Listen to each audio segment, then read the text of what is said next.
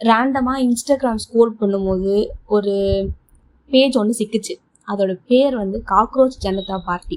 பேரே டிஃப்ரெண்ட்டாக இருக்கே, உள்ளே போய் பார்ப்போம் அப்படின்னு சொல்லிட்டு போய் பார்த்தா அது வந்து ஒரு பொலிட்டிக்கல் பார்ட்டிங்க.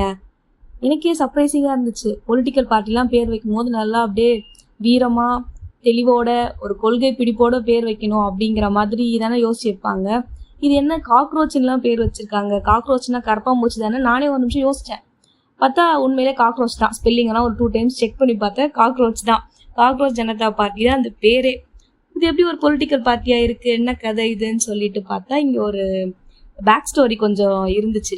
ஸோ அது இன்ட்ரெஸ்டிங்காக இருந்துச்சு, அதான் உங்களோட ஷேர் பண்ணலாம் அப்படின்னு சொல்லிட்டு. காக்ரோச் ஜனதா பார்ட்டி இது வந்து என்ன கதை அப்படின்னா, ஒரு கோர்ட்டில் ஒரு ஜட்ஜ் வந்து ஒரு ஸ்டேட்மெண்ட் ஒன்று மேக் பண்ணிட்டார். அதனுடைய விளைவாக வந்தது தான் இந்த காக்ரோச் ஜனதா பார்ட்டி. அப்படி அந்த ஜட்ஜ் என்ன சொன்னார் அப்படின்றத நான் ஃபஸ்ட்டு சொல்லிடுறேன். There are youngsters who do not get any employment. இங்கே வந்து சில யங்ஸ்டர்ஸ் இருக்காங்க, அவங்களுக்குலாம் வந்து எந்த வேலையும் வந்து அவங்களாம் போகிறது கிடையாது. They don't have place in profession. அவங்களுக்கு வந்து ப்ரொஃபஷ்னலாக போய் வேலை செய்கிறது அந்த மாதிரிலாம் எதுவும் அவங்க பண்ண மாட்டாங்க. Some of them become media. சில பேர் வந்து ஊடகமாக மாறிடுறாங்க. Some of them become social media. சில பேர் வந்து சோஷியல் மீடியாவாக, அதாவது சமூக ஊடகங்களாக மாறிடுறாங்க. Some of them become RTI activist. அதில் சில பேர் வந்து RTI ஆக்டிவிஸ்ட்னா இந்த தகவல் அறியும் உரிமை சட்டம்லாம் வந்து போட்டுட்ருப்பாங்கல்ல, ஸோ அந்த மாதிரி ஒரு ஆளாக வந்து மாறிடுறாங்களாம். Some of them become other activist. இன்னும் சில பேர் வந்து மற்ற ஆக்டிவிஸ்ட், சோஷியலாவோ இல்லை விமன் ஆக்டிவிஸ்டாவோ அந்த மாதிரி வேறு ஆக்டிவிஸ்ட்டாக மாறிடுறாங்களாம். And start attacking everyone. இப்படியெல்லாம் அவங்க மாறிட்டு மற்ற பீப்புளை வந்து அட்டாக் பண்ண ஸ்டார்ட் பண்ணிடுறாங்களாம். இன்னொன்று அவர் ஃபாலோ பண்ணி என்ன சொல்கிறாரு, there are already some parasites இந்த சொசைட்டி. இந்த சொசைட்டியில் ஆல்ரெடி சில ஒட்டுண்ணிகள்லாம் இருக்கான், அவங்கெல்லாம் வந்து மற்றவங்களை அட்டாக் பண்ணிக்கிட்டு இருக்காங்களாம். அவங்க இந்த சிஸ்டத்துலேயே தான் இருக்காங்க, இருந்துட்டு மற்ற பீப்புளை வந்து அட்டாக் பண்ணிட்டு இருக்காங்க அப்படிங்கிற மாதிரி சொல்கிறாரு. சொல்லிட்டு and you want to join them அப்படின்னு சொல்லி முடிச்சார். லைக் இந்த மாதிரிலாம் இருக்கிற பீப்புளோட இந்த மாதிரியான யங்ஸ்டர்ஸும் போய் ஜாயின் ஆகணும்னு நினைக்கிறாங்க அப்படிங்கிற மாதிரி அவர் சொல்லி முடிச்சிருக்காரு. ஓகேவா, இது வந்து இந்த நார்த் இந்தியாவில் இருக்கிற யங்ஸ்டர்ஸ் எல்லாம் பயங்கரமாக தூண்டி விட்டுட்டுருக்கு. வட இந்திய யங்ஸ்டர்ஸ்லாம் ஒரு மாதிரி கொதித்து எழுந்து ஒரு புரட்சியே வந்து கையில் எடுத்த மாதிரி இதை ரொம்ப சீரியஸாக எடுத்துக்கிட்டு என்ன பண்ணாங்கன்னா, இந்த ஆல்ரெடி வந்து சோஷியலாக கொஞ்சம் ஒர்க் பண்ணிட்டுலாம் இருப்பாங்க இல்லையா, சோஷியல் வெல்ஃபேர்க்காக ஒரு வாலண்டியராக ஒரு விஷயம் செய்யுது, அந்த மாதிரியான ஒரு சர்வீஸ் செய்யும் போதெல்லாம் காக்ரோச் காஸ்டியூம் போட்டு போய் செய்கிறாங்கங்க. இப்போ ஒரு ஆறை வந்து க்ளீன் பண்ணுறாங்க அப்படின்னு வச்சுக்கோமே, அதில் வந்து காக்ரோச் காஸ்டியூம் போட்டு போய் அந்த இடத்த க்ளீன் பண்ணுறது, காக்ரோச் வந்து என்னென்னலாம் வந்து நல்ல விஷயம் செய்து பாருங்க அப்படிங்கிற மாதிரி அந்த காக்ரோச் அப்படிங்கிற அந்த வார்த்தையை எடுத்துக்கிட்டு அதை டேக்லைனாக வச்சுக்கிட்டு போய் அவ்வளோ விஷயம் பண்ணியிருக்காங்க. காக்ரோச் தான் வந்து ஆத்தை க்ளீன் பண்ணுச்சு அப்படிங்கிற மாதிரியெல்லாம் வந்து லைன்ஸ் அவங்க டேக் பண்ணி போட்டிருந்தாங்க. இதை விட ஒரு ஸ்டெப் மேலே போயிட்டு இந்த காக்ரோச் ஜனதா பார்ட்டி அப்படிங்கிற இந்த குரூப்பையே ஃபார்ம் பண்ணியிருக்காங்க. கிட்டத்தட்ட 3 மில்லியன் ஃபாலோவர்ஸுங்க அந்த பேஜில். இதோட தாண்டி சரி இன்ஸ்டாவில் தான் அப்படி பண்ணுறாங்க, அது ஒரு சம்டைம்ஸ் வந்து ட்ரெண்ட் வரும் போகும் இல்லையா, ஸோ அந்த மாதிரி இருக்குமோன்னு சொல்லிட்டு நான் போயிட்டு கூகுளில் செக் பண்ணேன் இப்படி ஒன்று இருக்கா அப்படின்னு சொல்லிட்டு. பார்க்குறப்போ அவங்க நிஜமாக வெப்சைட்டே வச்சுருக்காங்க. பார்த்தோன்னே என்ன இது இவ்வளோ ப்ரொஃபஷ்னலாக இருக்குதுன்னு சொல்லிட்டு போய் பார்த்தா வெப்சைட். அந்த வெப்சைட் போய் அதில் இருக்கிறதெல்லாம் கொஞ்சம் நேரம் படிச்சுட்டு இருந்தேன். அதில் அவங்க வந்து பொதுவாகவே கொள்கை வச்சுருப்பாங்க, எந்த கட்சினாலும் அதுக்கான கொள்கை இருக்கும். இதில் வந்து ஒரு 5 கொள்கைகள் வச்சுருக்காங்க. அந்த 5 கொள்கையும் ஒரு மாதிரி சர்க்காஸ்டிக்காக ஒருத்தரை தாக்கி அந்த மாதிரி இருந்துச்சு. ஸோ நம்ம அதை டிஸ்கஸ் பண்ண வேண்டாம். அதை தவிர அந்த பேஜில் நிறைய இன்ட்ரெஸ்டிங்கான ஃபேக்டர்ஸ் எல்லாம் இருந்துச்சு நான் பார்த்ததில். ஸோ அதெல்லாம் தான் இப்போ நான் உங்களுக்கு சொல்ல போகிறேன். ஃபஸ்ட்டு ரொம்ப வியந்து பார்த்த ஒரு விஷயம் இதோட எலிஜிபிலிட்டி. இந்த கட்சியில் நீங்கள் சேரணும்னா உங்களுக்கு எலிஜிபிலிட்டி என்ன இருக்கணும் அப்படின்னு சொல்லிட்டு அவங்க ஒரு 4 எலிஜிபிலிட்டி வந்து கொடுத்துருக்காங்க. அதில் ஃபஸ்ட்டு விஷயம், நீங்கள் வந்து அன்எம்ப்ளாய்டாக இருக்கணும், அதாவது வேலை இல்லாமல் இருக்கணும். அது நீங்கள் வந்து யாரோ ஒருத்தர் உங்களை வந்து வற்புறுத்தி வேலை இல்லாமல் ஆக்கியிருந்தாலும் சரி, இல்லை நீங்களாக விருப்பப்பட்டு உங்கள் சாய்ஸில் ஒரு வேலை இல்லாமல் இருக்கீங்கனாலும் ஓகே, இல்லை உங்கள் கொள்கையே வேலை இல்லாமல் இருக்கிறது தான் அப்படின்னு இருந்தாலும் ஓகே. அந்த மாதிரி அது ஒரு எலிஜிபிலிட்டி, வேலை இல்லாமல் இருக்கணும். செகண்ட், லேசியாக இருக்கணும், அதாவது சோம்பேறித்தனமாக இருக்கணும். இதில் வந்து குறிப்பு என்னென்னா, நம்ம வந்து ஃபிசிக்கலாக சோம்பேறியா இருந்துக்கலாம். ஆனா பிரெயின் வந்து ஆக்டிவா இருக்கணுமா, அதுவும் சொல்லியிருந்தாங்க. அதுவும் பிரெயின் ஆக்டிவா இருக்கலாம், இல்லாமலும் இருக்கலாம். ஸோ சூப்பரா இருந்துச்சு அந்த பாயிண்ட்டும். நெக்ஸ்ட் வந்து தேர்ட் பாயிண்ட், க்ரானிக்கலி ஆன்லைன் அப்படின்னு கொடுத்துருந்தாங்க. அதாவது ஆன்லைன்லேயே கிடக்கணும், ரொம்ப அதிகமாக நெட்டை கன்சியூம் பண்ணணும், ஆன்லைன்லேயே வாழணும், கொடுத்து நடத்தணும் அப்படிங்கிற மாதிரி அடுத்த பாயிண்ட். அவங்க என்ன அதில் குறிப்பிடுறாங்கன்னா, கிட்டத்தட்ட ஒரு நாளைக்கு 11 மணி நேரம் வந்து ஆன்லைன்லேயே இருக்கணுமா. இதில் வந்து இன்க்ளூடிங் பாத்ரூம் பிரேக்ஸோடு சேர்த்து 11 மணி நேரம் ஆன்லைன்லேயே இருக்கணுமா. இதுதான் வந்து அவங்க கொடுத்துருக்க தேர்ட் எலிஜிபிலிட்டி. அப்புறம் 4வது, கேன் ரேண்ட் ப்ரொஃபஷ்னலி, புலம்பணுமாங்க. லிட்ரலாக புலம்ப சொல்கிறாங்க.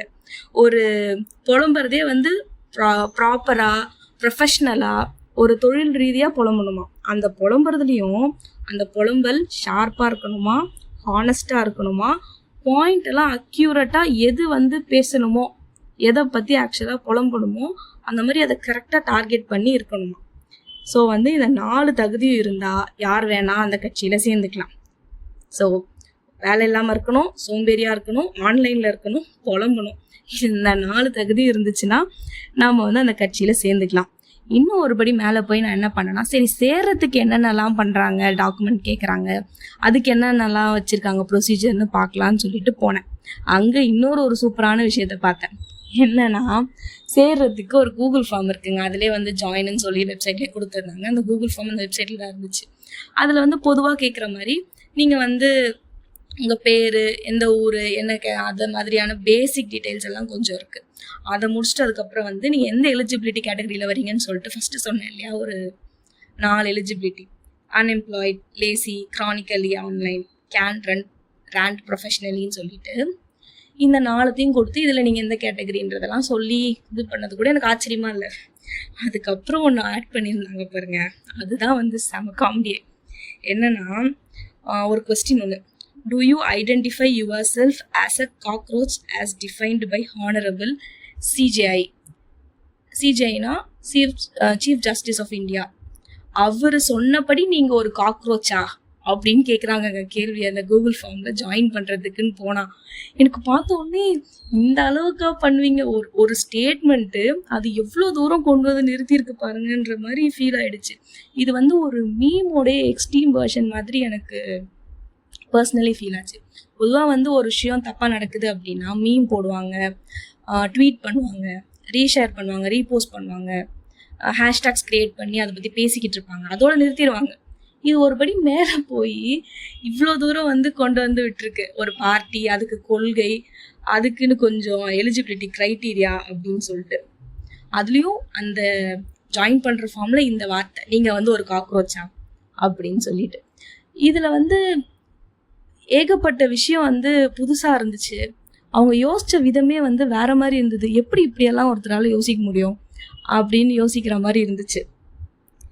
இப்போ வந்து இவ்வளோ பெரிய இஷ்யூ ஆனதுக்கு அப்புறமேட்டு அந்த சொன்னார் இல்லைங்களா, அந்த சீஃப் ஜஸ்டிஸ், அவர்கிட்ட வந்து இதை வந்து ஒரு கேள்வியாக கொண்டு போய் வச்சுருக்காங்க. இந்த மாதிரி நடக்குது, இதெல்லாம் உங்களுக்கு தெரியுமா அப்படின்னு கேட்கும்போது அவர் என்ன சொல்கிறாருன்னா, நான் வந்து என்னோட ஸ்டேட்மெண்ட்டை மிஸ்லீட் பண்ணிட்டாங்க, நான் வந்து அப்படி சொல்லலை,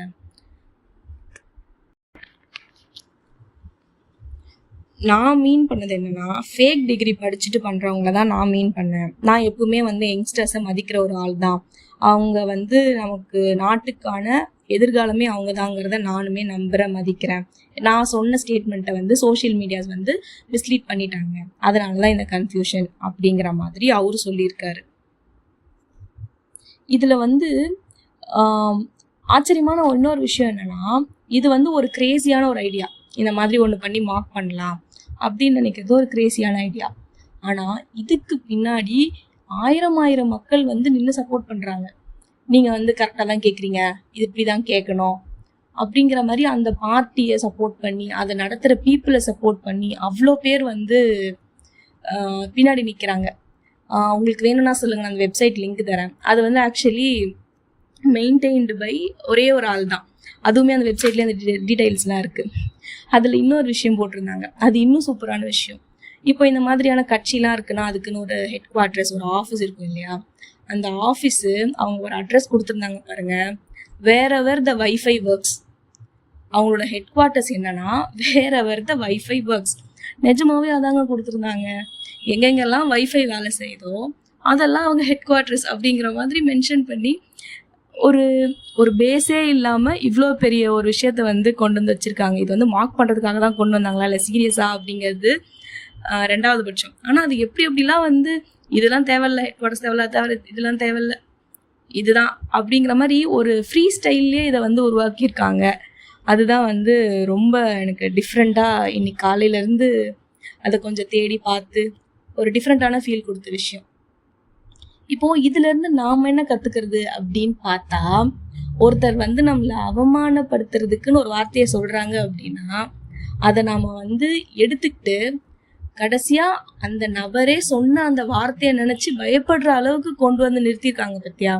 இது வந்து ஒரு மிகப்பெரிய விஷயம்.